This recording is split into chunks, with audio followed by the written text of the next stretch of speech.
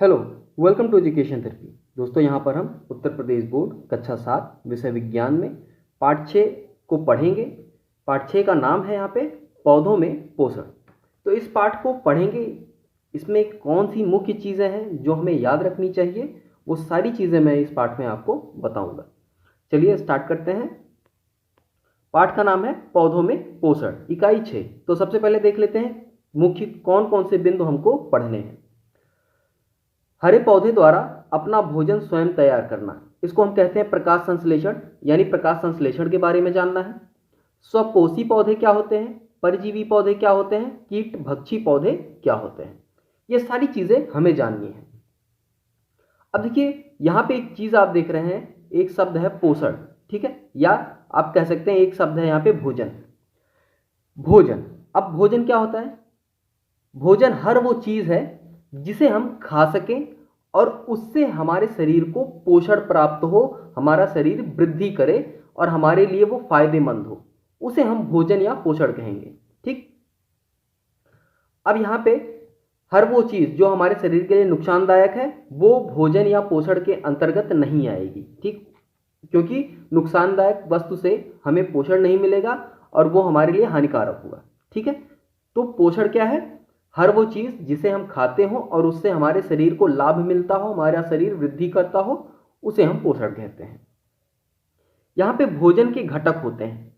इनमें जो भोजन के घटक हैं जो हमारे शरीर में लगते हैं या जो भोजन हम करते हैं उनमें कौन कौन सी चीजें पाई जाती हैं, उनको घटक कहते हैं। तो भोजन में कार्बोहाइड्रेट होता है जो हम खाते हैं, प्रोटीन होता है, वसा होता है, विटामिन और खनिज लवण, ये सारी चीजें हम भोजन के द्वारा ग्रहण करते हैं। और ये सारी चीजें हमारे शरीर को एक निश्चित मात्रा के हिसाब से, कुछ लिमिटेड मात्रा के हिसाब से ही चाहिए। ऐसा नहीं है कि शरीर डेली आप हर 24 घंटे सिर्फ प्रोटीन ही खाते रहे तो आपका शरीर बनेगा, नहीं, ऐसा नहीं। आपको कार्बोहाइड्रेट की जरूरत भी है, प्रोटीन की भी जरूरत है, वसा भी चाहिए, विटामिन भी चाहिए, खनिज लवण भी चाहिए, यानी कुछ कुछ मात्राएं इनकी चाहिए ही चाहिए हमारे शरीर को, तभी हमारा शरीर एक अच्छे से सुडौल और स्वस्थ रहेगा। चलिए, तो यहाँ पे मनुष्य, तो आपने देखा कि हम दाल चावल रोटी ये सारी चीजें या मांस कह सकते हैं, ये सब कुछ हम खाते हैं। ठीक है, मांस और शाकाहारी, ठीक है, यानी मनुष्य क्या है? सर्वाहारी। कुछ जीव हैं जो शाकाहारी हैं, कुछ जीव हैं जो सर्वाहारी हैं और कुछ हैं जो सिर्फ मांसाहारी हैं। तो यहाँ पे अगर हम प्राणियों की बात करें, हम मनुष्यों की बात करें, तो मनुष्य क्या करता है? अपना भोजन स्वयं बनाता है। मनुष्य क्या करता है? दाल चावल रोटी सब्जी बनाएगा तभी तो खाएगा। ठीक, लेकिन यहाँ पे आप सोचिए कि जो पौधे होते हैं वो क्या करते हैं? पौधे अपना भोजन और दूसरों का भोजन दोनों ये खुद ही बनाते हैं। यहां पे निर्भरता की बात देखिए, निर्भर। पौधे अपना भोजन स्वयं बनाते हैं सूर्य की उपस्थिति में, जल की उपस्थिति में, खनिज की उपस्थिति में और कार्बन डाइऑक्साइड गैस की उपस्थिति में, और उन पौधों में जिनमें पर्णहरित या कह सकते हैं क्लोरोफिल पाया जाता है, उस क्लोरोफिल की उपस्थिति में ये सारी चीजें जब उपस्थित होती हैं तब जाके पौधे अपना भोजन बनाते हैं। लेकिन मनुष्य क्या करता है?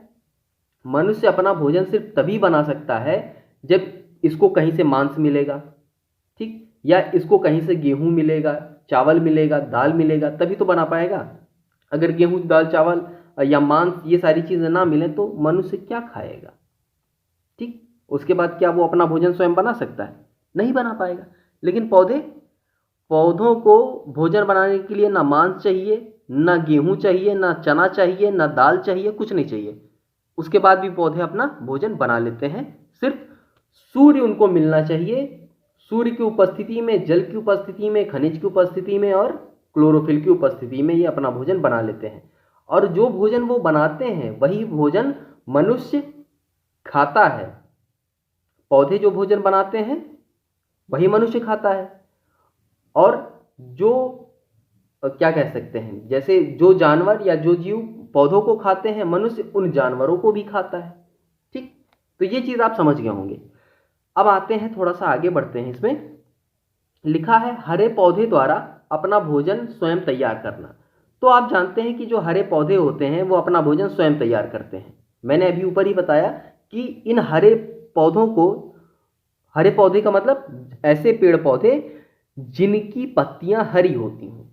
ठीक, अब पत्तियां हरी क्यों होती हैं? क्योंकि इन पत्तियों में एक वर्णक पाया जाता है, उस वर्णक को कहते हैं पर्णहरित। ठीक, इस वर्णक के कारण ये पत्तियां हरी होती हैं। इसको इंग्लिश में हम, इस पर्णहरित को इंग्लिश में हम क्या कहते हैं? क्लोरोफिल। ठीक, तो पत्तियां हरी क्यों है? क्योंकि इसमें क्लोरोफिल पाया जाता है। अब कोई भी पेड़ अपनी पत्तियों की सहायता से ही भोजन बनाता है। पत्तियों को क्या क्या जरूरत पड़ती है भोजन बनाने के लिए? एक तो सूर्य का प्रकाश चाहिए, दूसरा जल चाहिए जो जड़ों से आता है, खनिज चाहिए जो जड़ों से आता है। ठीक, और एक चीज कार्बन डाइऑक्साइड जो कि हमें नहीं, ये पत्तियों को वातावरण से मिल जाता है। तो ये सारी चीजें पत्तियों को मिल जाती हैं और उसके बाद वो अपना भोजन तैयार कर लेती हैं। ठीक, तो इस तरह से जो हरे पेड़ पौधे होते हैं वो अपने लिए भोजन तैयार करते हैं और इस प्रक्रिया को प्रकाश संश्लेषण की क्रिया कहते हैं। ठीक, अब एक चीज, जब ये अपना भोजन बनाते हैं तो इसमें एक क्रिया और करते हैं, वो क्रिया है ऑक्सीजन का निकलना।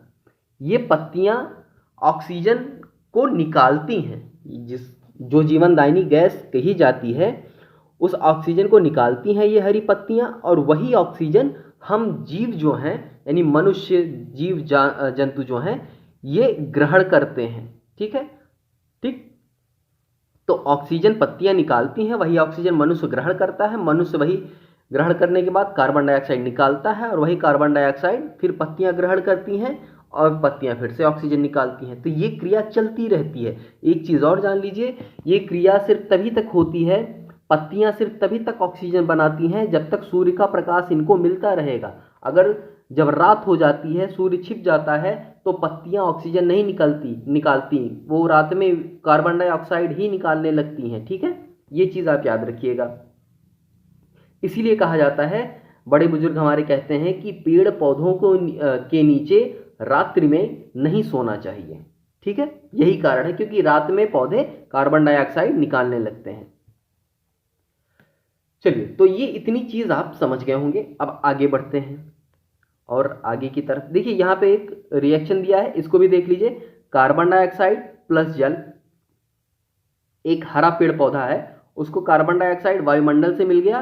पत्तियों में छोटे छोटे रंध्र होते हैं, छिद्र होते हैं बहुत महीन, उन रंध्रों के द्वारा कार्बन डाइऑक्साइड गैस पत्तियों के अंदर जाती है।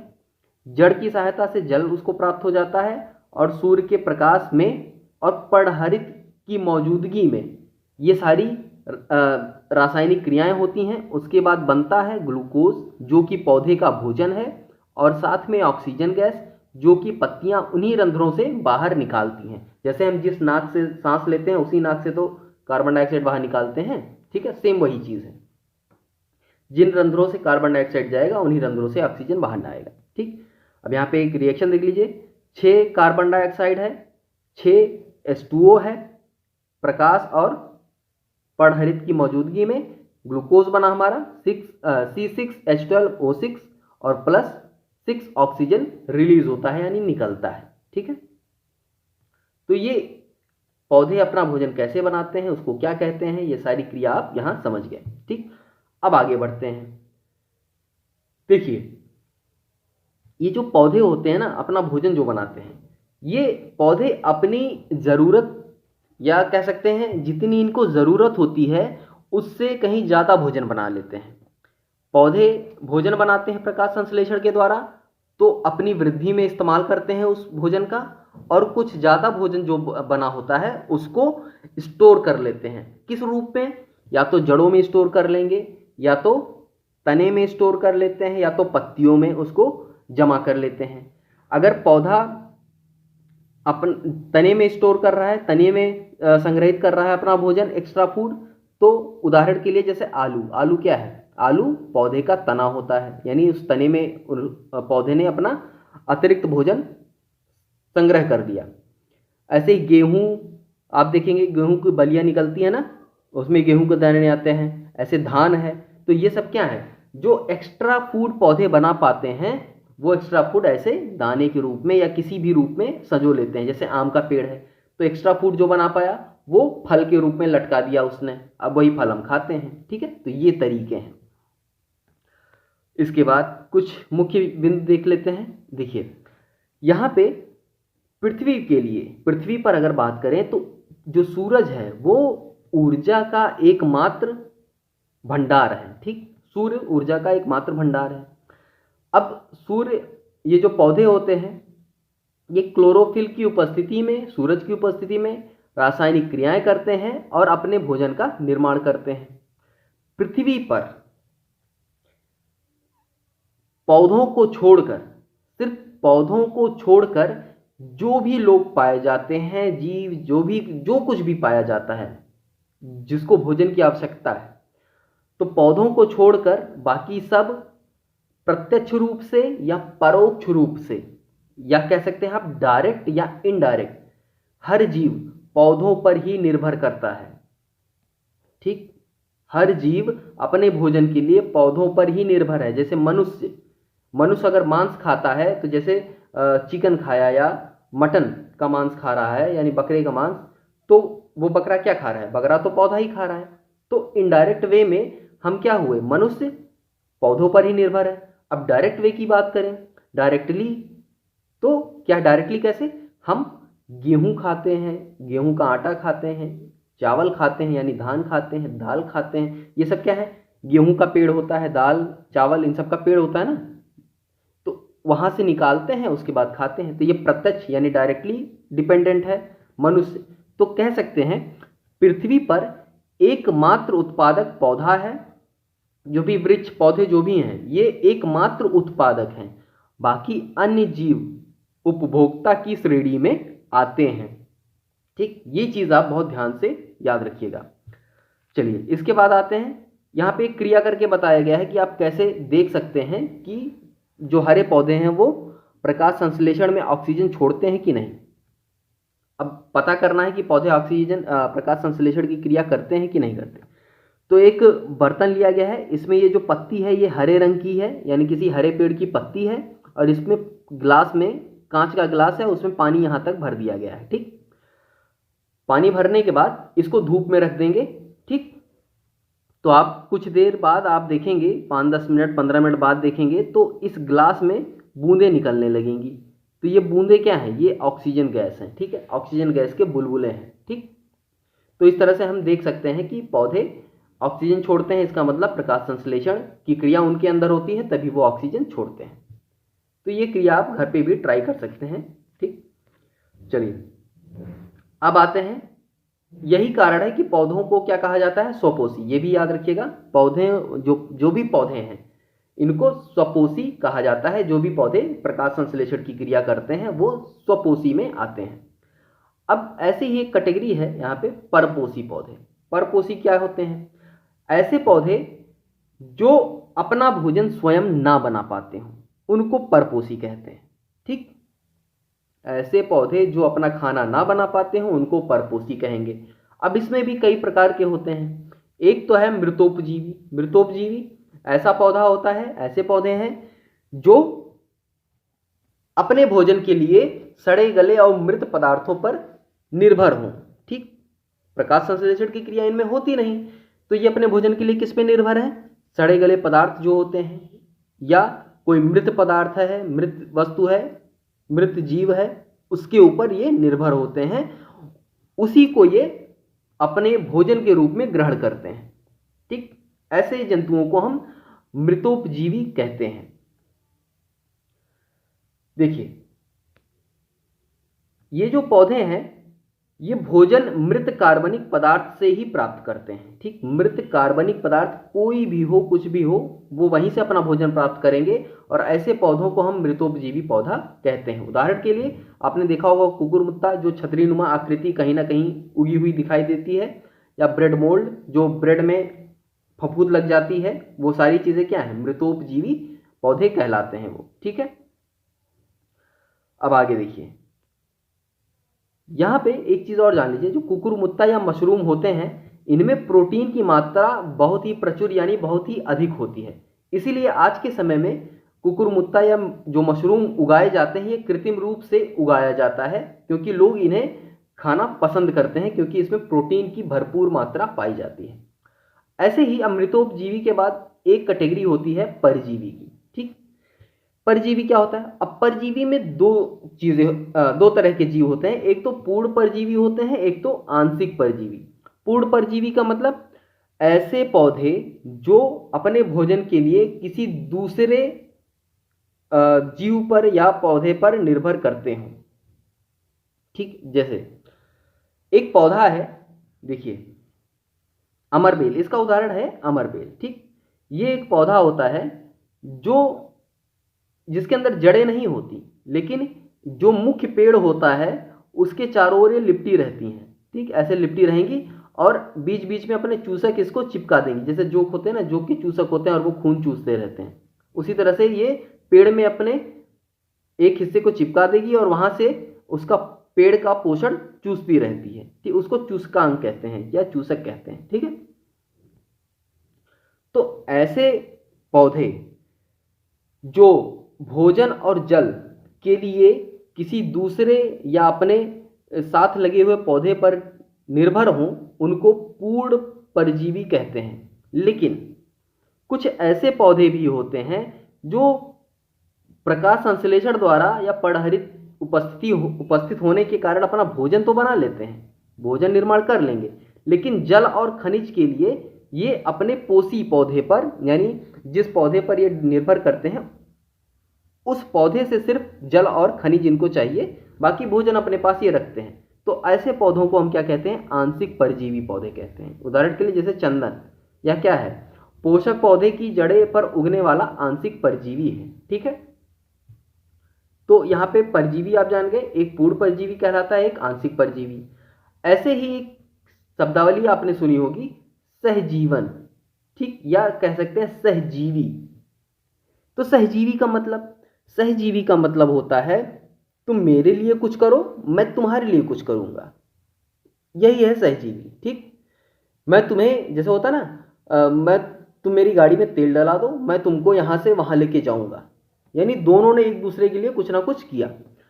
तो ऐसे ही आपने देखा हो मटर का जो पेड़ होता है, यानी पौधे जो होते हैं, पौधों के लिए नाइट्रोजन बहुत ही आवश्यक तत्व है। जो पौधे होते हैं ये इससे अच्छे से वृद्धि करते हैं, ये बहुत फायदेमंद होता है। जो नाइट्रोजन है ये फायदेमंद होता है पौधों के लिए। लेकिन वायुमंडल में नाइट्रोजन तो बहुत है, लेकिन वो नाइट्रोजन पौधे सीधे तौर पे नहीं ग्रहण कर पाते। तो एक जीव होता है राइजोबियम, या जीवाणु कह सकते हैं, ये जीवाणु होता है राइजोबियम नाम का, जो मटर के पौधों में गांठों का निर्माण कर देता है। ठीक, यहाँ पे आप देख रहे हैं गांठें हैं, गांठों का निर्माण करता है। ये करता क्या है? वायुमंडल से नाइट्रोजन को इकट्ठा करके घुलनशील नाइट्रेट्स में बदल देता है। ठीक, अब ये नाइट्रेट्स में बदल देता है। जब ये नाइट्रेट्स में बदल देता है तो जो पौधे हैं ये आसानी से फिर इसको ग्रहण कर पाते हैं। नाइट्रेट्स में बदलने के बाद पौधे इस नाइट्रोजन को आसानी से ग्रहण कर पाते हैं, और जब पौधा ग्रहण करता है तो अपनी वृद्धि तेजी से करता है, और पौधे को तो फायदा मिला। तो पौधा इसीलिए कहता है, ये मटर का पौधा कहता है राइजोबियम से कि भैया तुम मेरे जड़ों में चिपके रहो, गांठ बनाते रहो, लेकिन मुझे नाइट्रोजन की कमी नहीं होनी चाहिए, तो मुझे नाइट्रोजन प्रदान करते रहना। ठीक, तो इस जीव को रहने की जगह मिल गई और मटर के पेड़ को क्या मिल गया? नाइट्रोजन मिल गया। तो ये क्या है? ये है सहजीवन या सहजीवी पौधे कहलाते हैं ये। ठीक है, चलिए, उम्मीद करता हूं समझ गए होंगे आप। अब सहजीवन में एक उदाहरण और है, यहाँ पे कवक और शैवाल ये एक साथ रहते हैं। ठीक, लाइकेन भी केस में आते हैं सहजीवन में। ठीक, कवक और शैवाल ये साथ में रहते हैं, ये भी एक उदाहरण है इनका। अब यहाँ पर एक चीज और आपने देखा होगा कि कुछ पौधे ऐसे हैं जो कीट खाते हैं, कीड़ों को खाते हैं, यानी पौधे कीड़ों को खाते हैं। कितने अचंभे वाली बात है। ठीक, अभी तक आपने सुना होगा कि सब लोग पौधे को खाते हैं, काटते हैं, खत्म करते हैं, लेकिन पौधे भी कीड़ों को खाते हैं। अब इसका कारण क्या है? देखिए, इन पौधों में पर्णहरित पाया जाता है, ये अपना भोजन भी स्वयं बनाते हैं। दिक्कत क्या होती है कि ये ऐसी जगहों पे उगते हैं जहां नाइट्रोजन की कमी होती है, यानी वहां नाइट्रोजन की उपस्थिति बहुत ही कम होती है। तो उस नाइट्रोजन की कमी को पूरा करने के लिए पौधे खुद को इस तरह से बना लेते हैं कि वो कीटों को खाकर नाइट्रोजन की पूर्ति करें। तो ये नाइट्रोजन की पूर्ति करने के लिए अपने आप को इस तरह से बनाते हैं कि ये कीटभक्षी हो जाते हैं। इसीलिए इन पौधों को कीटभक्षी पौधे कहते हैं, क्योंकि ये कीड़ों को खाकर अपनी नाइट्रोजन की कमी पूरी करते हैं। अब ये कई तरह के होते हैं। एक तो ये देख रहे हैं कि एक डिब्बे जैसा आकार है, ये ऐसे डिब्बे जैसा आकार है और ये इधर पेड़ से जुड़ा है, इसके ऊपर एक ढक्कन लगा होता है। ठीक, जैसे ही कीड़ा इसके अंदर जाता है, ठीक, ये ढक्कन ऑटोमेटिक ऐसे बंद हो जाता है और इसके अंदर एक फ्लूइड होता है। ठीक, वो फ्लूइड में जब कीड़ा गिर जाता है तो फिर वहां से निकल नहीं पाता क्योंकि ढक्कन भी बंद हो जाता है, और फिर धीरे धीरे ये जो पौधा है उस कीड़े से अपना नाइट्रोजन का जो पदार्थ है, नाइट्रोजन तत्व है, वो चूसक की तरह चूस कर अपने अंदर खींच लेता है और कीड़ा वहां पे मर जाता है। तो ये जो पौधा है इसको घटपर्डी कहते हैं। और ये पौधा कहाँ उगता है? ये पौधे उगते हैं जहां पे नाइट्रोजन की कमी होती है, अधिक कमी होती है, वहां पे ये पौधे, ये कीटभक्षी पौधे उगते हैं। ठीक, अब एक तो ये है। अब भारत, हमारे देश में, हमारे प्यारे भारत में गारो और खासी की पहाड़ियों में ये पौधे, अक्सर ऐसे पौधे पाए जाते हैं। इसके अलावा ड्रोसेरा, विनिस फ्लाई ट्रैप आदि भी, ये सब जो पौधे हैं ये भी क्या है? कीटभक्षी पौधे हैं। तो यहाँ पे आपने ये सारी चीजें जानी। अब यहाँ पे क्या क्या हमने पढ़ा एक बार ये रिवाइज कर लेते हैं फटाफट से। पृथ्वी पर पाए जाने वाले समस्त हरे पौधे स्वपोषी होते हैं। जीव जंतु प्रत्यक्ष या परोक्ष रूप से भोजन के लिए पौधे पर आश्रित होते हैं।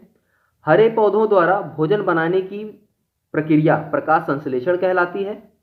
प्रकाश संश्लेषण की क्रिया के लिए पर्णहरित सूर्य का प्रकाश, कार्बन डाइऑक्साइड गैस एवं जल की आवश्यकता होती है।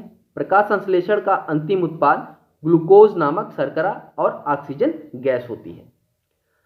पत्तियों में बना भोजन पौधे के विभिन्न भागों में मंड के रूप में संचित होता है।